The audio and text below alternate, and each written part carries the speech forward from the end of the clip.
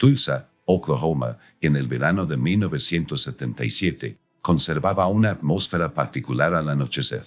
La ciudad, con su herencia del auge petrolero y su persistente espíritu obrero, operaba ininterrumpidamente a cualquier hora, incluyendo servicios que la mayoría de los residentes nunca veían durante su jornada laboral. Entre estos servicios, que funcionaban las 24 horas, se encontraba el lavadero de autos Streamline, ubicado junto a Memorial Drive, en un distrito comercial que bullía durante el día, pero se transformaba en una zona desolada y a veces desolada al anochecer. El 14 de agosto de 1977, el turno de noche en Streamline recayó en dos empleados, Rowan Gibbs, de 24 años, y Dean Travers, de 26. Ambos llevaban menos de 6 meses trabajando en el lavadero de autos. Gibbs, un hombre flacucho y de voz suave, con un título de asociado en Administración de Empresas del Tulsa Community College, había aceptado un puesto temporalmente tras ser despedido de un puesto administrativo en una empresa local de servicios petroleros. Travers, de complexión más robusta y con un corte de pelo militar que reflejaba su breve paso por el ejército antes de recibir la baja general, había alternado entre varios empleos en el servicio militar antes de llegar a Streamline. El turno de noche en Streamline Auto Wash solía ser de 22 a 6.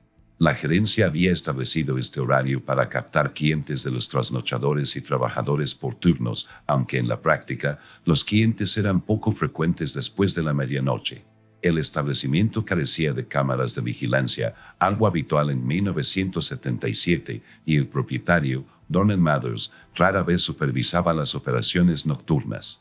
Se esperaba que los empleados mantuvieran las instalaciones, atendieran a los clientes que llegaban y garantizaran la seguridad de las instalaciones.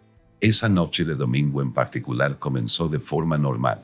La temperatura había alcanzado los 33 grados durante el día y solo había bajado a 29 al anochecer, creando la atmósfera húmeda y opresiva típica de los veranos de Oklahoma.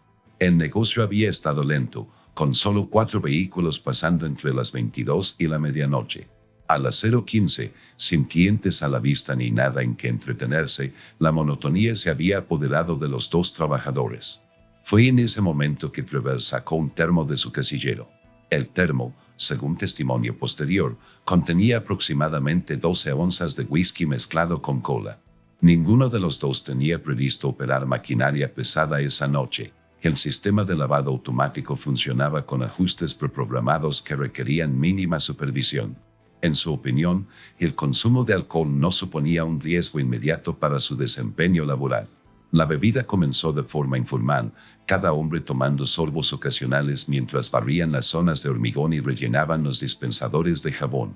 Para la 1:30 de la mañana, habían consumido casi todo el contenido del termo y los efectos eran evidentes. Sus movimientos se volvieron menos coordinados, sus voces más fuertes, su juicio cada vez más comprometido. La temperatura exterior seguía siendo incómoda y los ventiladores industriales de las zonas de lavado apenas aliviaban el malestar. A medida que avanzaba la madrugada, su conversación pasó de temas triviales a propuestas cada vez más imprudentes. Travers, quien ya había sido arrestado por hurto menor en su adolescencia, aunque los cargos fueron posteriormente desestimados, comenzó a especular sobre los objetos que la gente dejaba en sus vehículos durante los lavados de autos. Esta conversación evolucionó a lo que más tarde describirían como un juego, una competencia hipotética sobre quién podía recoger los objetos más valiosos de los automóviles abandonados.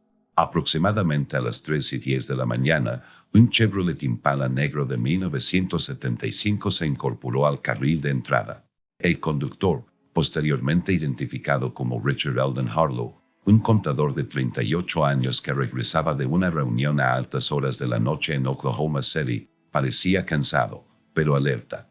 Pagó el servicio de lavado premium y condujo su vehículo hasta la zona de preparación, donde los clientes podían salir de sus coches antes de que se activara el sistema automatizado. Harlow salió de su vehículo, lo cerró con llave y se dirigió a la zona de máquinas expendedoras, ubicada a unos 12 metros de la entrada del lavadero. Vestía traje gris claro con corbata azul marino suelta en el cuello, y llevaba una pequeña cartera de cuero. Mientras Harlow seleccionaba una bebida de la máquina expendedora, Dean Travers se acercó al vehículo. Con una fina herramienta metálica, normalmente empleada para retirar cera seca de zonas de difícil acceso, logró crear suficiente espacio en la junta de la puerta trasera para manipular la cerradura. En cuestión de segundos, Travers abrió la puerta trasera y accedió al interior del vehículo. Hicks, ubicado como vigía cerca de la cabina de control, indicó que Arlo seguía ocupado en la máquina expendedora. Travers registró rápidamente el asiento trasero y encontró una chaqueta de cuero color canela cuidadosamente doblada sobre la tapicería. Se la quitó y se dirigió a un armario de herramientas donde ambos empleados se reunieron para examinar su adquisición. Los bolsillos de la chaqueta contenían las llaves del coche de Arlo, un tarjetero de cuero y aproximadamente $47 en efectivo. En lugar de conformarse con el robo, el estado de ebriedad de ambos hombres provocó una escalada significativa. Al examinar el llavero, Travers sugirió que se llevaran el vehículo a lo que él llamó una vuelta rápida por la manzana. Arlo, tras comprar un refresco en la máquina expendedora, regresó y encontró a Travers sentado al volante de su Impala, con Hicks de pie junto a la puerta del copiloto. El motor del vehículo estaba en marcha. Arlo se acercó de inmediato al conductor y exigió saber qué estaba pasando. La confrontación se intensificó rápidamente, superando cualquier definición razonable de broma. Arlo, metiendo la mano por la ventana abierta, intentó apagar el motor. Travers respondió apartando el brazo de Arlo y acelerando el vehículo varios metros. Esta acción hizo que Arlo perdiera el equilibrio y, en la confusión que siguió, empezó a gritar que llamaría a la policía. Según el testimonio posterior de Hicks, esta amenaza provocó una reacción de pánico en ambos hombres. Lo que ocurrió a continuación representó una escalada crítica en la gravedad de sus acciones. Travers salió del vehículo y, con la ayuda de Hicks, sujetó físicamente a Arlo. Del área de mantenimiento, Travers recuperó un rollo de cinta adhesiva, normalmente usada para reparaciones temporales y para sellar fugas en equipos. Con esta cinta, le ataron las muñecas a Arlo a la espalda y le sellaron la boca, impidiéndole pedir ayuda. La decisión de meter a Arlo en el maletero de su propio vehículo se tomó, según las declaraciones posteriores de ambos acusados, para mantenerlo callado mientras daban una vuelta. Arlo, a pesar de su resistencia física, fue dominado por los dos hombres, quienes lo obligaron a entrar en el maletero y cerraron la tapa, asegurándola con el pestillo. El enfrentamiento y la posterior inmovilización de Arlo duraron menos de 4 minutos y tuvieron lugar en una zona aislada del lavadero, invisible desde la carretera principal. Con Arlo atado en el maletero, Travers sacó el Impala del lavadero aproximadamente a las 3:24 de la mañana, con Hicks en el asiento del copiloto. El plan inicial, como afirmarían más tarde, era simplemente dar una vuelta por las inmediaciones un rato antes de devolver el vehículo al lavadero. Sin embargo, una vez en la carretera, su falta de juicio les obligó a un viaje más largo. El primer indicio de que algo andaba mal en Streamman Auto Wash llegó durante el cambio de turno a las 6 de la mañana del 15 de agosto, cuando el equipo de la mañana llegó y encontró a Hicks y Travers aún de servicio, pero visiblemente desaliñados y ansiosos. El registro nocturno mostró una actividad mínima, con solo 6 vehículos registrados en las instalaciones durante la noche. El Chevrolet Impala negro estaba estacionado en la zona de recogida de clientes y parecía intacto, salvo por unas manchas de agua que indicaban que había pasado por el sistema de lavado unas horas antes. Cuando la supervisora del turno matutino, Megan Wedley, le preguntó sobre el vehículo, Travers afirmó que pertenecía a un cliente que había dicho que volvería a recogerlo a primera hora de la mañana. Bitley anotó la explicación en el informe diario, pero le pareció lo suficientemente inusual como para comentársela al propietario, Vernon Mathers, cuando llegó a las 8:30. Mathers, un meticuloso gestor de registros a pesar de su estilo de gestión despreocupado, revisó los registros de pago y descubrió que el servicio de lavado premium del Impala se había procesado a las 3:12 de la mañana. La política estándar dictaba que los vehículos que se dejaban sin supervisión durante más de 3 horas debían reportarse a las autoridades locales en caso de emergencias o abandono del cliente. Siguiendo este protocolo, Mathers contactó al departamento de policía de Tulsa aproximadamente a las 9:15 de la mañana. El agente Clayton Borage respondió a la llamada y llegó al lavadero de autos a las 9:40 de la mañana. Su evaluación inicial fue rutinaria, un vehículo abandonado sin señales de entrada forzada ni alteración del vehículo. Registró el número de identificación del vehículo y la matrícula, ingresando ambos en la base de datos del departamento para verificar si había reportes de robo u otros incidentes. Al no encontrar ninguno, autorizó la colocación de un aviso estándar de incautación de 72 horas en el parabrisas. Durante los siguientes 6 días, el Impala permaneció en la zona de recogida de clientes, atrayendo poca atención, salvo algunos comentarios ocasionales del personal sobre la inusual duración del abandono. Nadie intentó entrar en el vehículo ni realizar una inspección exhaustiva, un descuido crítico que posteriormente se convertiría en un elemento central del caso de la Fiscalía contra Heaps y Travers. El domingo, 21 de agosto por la mañana, los clientes comenzaron a quejarse de un olor fuerte y desagradable en las inmediaciones del área de recogida de clientes. Mases, quien trabajaba en el turno de fin de semana, inicialmente sospechó que se trataba de un problema con el sistema de drenaje o el almacenamiento de productos químicos. Sin embargo, rápidamente se rastreó el origen del olor hasta el Impala, que para entonces llevaba casi una semana sin ser tocado bajo el calor del verano. Mases contactó de nuevo a la policía, esta vez reportando un posible peligro para la salud. El agente Ramón Díaz respondió a la llamada y llegó a las 10:25 de la mañana. Al acercarse al vehículo, Díaz reconoció de inmediato el característico olor a descomposición. Haciendo uso de su autoridad para investigar un posible problema de salud pública, forzó la entrada al vehículo por la puerta del conductor. El interior del coche no mostraba señales inmediatas de alteración ni de violencia. Sin embargo, al revisar el maletero, Díaz descubrió el cuerpo en descomposición de un hombre, identificado posteriormente mediante registros dentales como Richard Alden Harlow. El cuerpo estaba de lado, en posición fetal, con las manos atadas a la espalda con cinta adhesiva plateada. Una cinta similar cubría la zona de la boca. El avanzado estado de descomposición, acelerado por las extremas temperaturas del verano, imposibilitó determinar de inmediato la causa de la muerte. El detective Elijah Walters, de la División de Homicidios del Departamento de Policía de Tulsa, se hizo cargo de la investigación. Comenzó por asegurar la escena del crimen y ordenó un examen forense completo tanto del vehículo como del lavadero. Los hallazgos iniciales del médico forense indicaron que Harlow probablemente murió por asfixia y deshidratación mientras estaba confinado en el maletero. No se observaron otros signos de trauma que indicaran otras causas de muerte.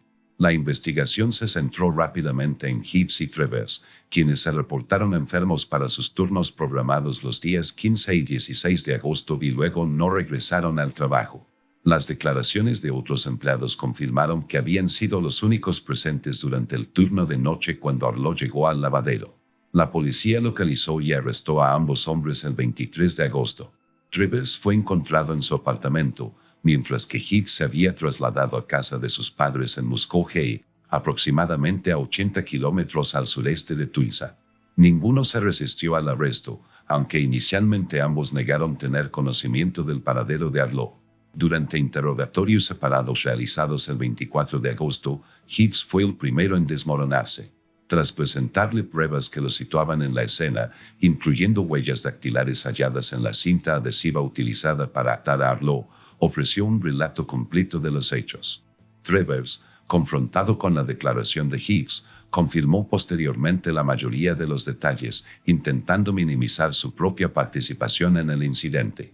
Según sus declaraciones, tras sujetar a Harlow y colocarlo en el maletero, condujeron el Impala durante aproximadamente 40 minutos, parando en una tienda de conveniencia y una gasolinera antes de regresar al lavadero de autos. Durante este tiempo, afirmaron haber olvidado la presencia de Harlow en el maletero, una afirmación que a los investigadores les resultó difícil de creer, pero que no pudieron refutar definitivamente. Al regresar al lavadero, habían estacionado el vehículo en la zona de recogida de clientes y reanudado sus tareas habituales. Cuando les preguntaron por qué no habían sacado a Harlow del maletero, ambos hombres dieron la misma explicación: simplemente se les había olvidado en su estado de ebriedad, suponiendo que eventualmente haría ruido o que alguien lo ayudaría por la mañana. La Fiscalía del Distrito presentó cargos formales el 30 de agosto de 1977. Travers, identificado como el principal responsable de sujetar a Harlow y conducir el vehículo, fue acusado de homicidio en segundo grado según la Ley de Homicidios Graves de Oklahoma. que permitía cargos de homicidio cuando la muerte se producía durante la comisión de ciertos delitos graves, independientemente de la intención de matar. Otros cargos incluían secuestro, privación ilegal de la libertad y hurto mayor de automóvil. Heaps, considerado cómplice con un papel menos activo, fue acusado de homicidio involuntario, complicidad en secuestro y complicidad en robo de vehículo. Su cooperación con los investigadores y su historial criminal menos extenso influyeron en la decisión de presentar cargos menos severos. El juicio comenzó el 15 de noviembre de 1977 en el Tribunal de Distrito del Condado de Tulsa, presidido por la jueza Martha Hollingsworth. El caso generó un gran interés público, y la prensa local lo describió como una tragedia sin sentido, fruto de la imprudencia de un ebrio. La fiscalía, encabezada por el fiscal adjunto Wallace Thornton, basó su caso en las declaraciones de los acusados, las pruebas forenses y el testimonio del médico forense. El Dr. Lawrence Kittredge, médico forense del condado, testificó que Arlo probablemente sobrevivió entre 8 y 10 horas en el maletero antes de sucumbir a una combinación de deshidratación, estrés térmico y asfixia postural. Enfatizó que si Arlo hubiera sido liberado incluso varias horas después de su confinamiento, casi con seguridad habría sobrevivido. La estrategia de defensa de ambos acusados se centró en la falta de intención de causar la muerte, y los abogados argumentaron que el incidente constituyó una broma trágicamente fallida, más que un acto de violencia deliberada. Hicieron hincapié en el estado de ebriedad de ambos hombres y en su falta de antecedentes de delitos violentos. Tras un juicio de 7 días y 6 horas de deliberación del jurado, se emitieron los veredictos el 23 de noviembre de 1977. Travers fue declarado culpable de asesinato en segundo grado y de todos los cargos adicionales. Heaps fue declarado culpable de homicidio involuntario y complicidad, según lo presentado. El 12 de diciembre de 1977, el juez Hutchinson dictó las sentencias. Dean Travers recibió 15 años de prisión en la Penitenciaría Estatal de Oklahoma por asesinato en segundo grado, con condenas simultáneas de 5 años cada una por secuestro y robo de vehículo. Rylon Heaps recibió una condena suspendida de 5 años por homicidio involuntario, con 500 horas de servicio comunitario y presentación regular ante un agente de libertad condicional. La disparidad en las sentencias reflejó tanto la evaluación del tribunal sobre la culpabilidad relativa como la cooperación de Heaps con la investigación. En su declaración de sentencia, la jueza Hutchinson enfatizó que, si bien ninguno de los acusados tuvo la intención de matar a Arlo, su impactante indiferencia ante el sufrimiento humano tras colocarlo en el maletero constituyó un nivel de imprudencia que exigía consecuencias graves. A Richard Harlow le sobrevivieron su esposa, Marianne, y 2 hijos de 8 y 11 años. Al momento de su fallecimiento, llevaba 6 años trabajando en Mitchell & Associates, una firma de contabilidad mediana de Tulsa. Sus colegas lo describieron como metódico y reservado, conocido por trabajar hasta tarde para terminar los proyectos. La noche de su muerte, regresaba de una reunión con un cliente en Oklahoma City, un viaje que hacía aproximadamente 2 veces al mes. En enero de 1978, Marianne Harlow presentó una demanda civil contra Streamline Auto Wash, alegando prácticas de contratación negligentes y medidas de seguridad insuficientes. La demanda se resolvió extrajudicialmente en junio de 1978 por una cantidad no revelada, aunque los registros judiciales indican que superó los $100,000. Tras el acuerdo, Streamline instaló cámaras de seguridad en todas las instalaciones e implementó políticas estrictas que prohibían a los empleados consumir alcohol en las instalaciones. Dean Travers cumplió 9 años de su condena de 15 años antes de obtener la libertad condicional en 1986. Durante su encarcelamiento, completó un programa de GED y capacitación vocacional en electricidad. Tras su liberación, se mudó a Arizona y, según registros públicos limitados, encontró empleo en la construcción.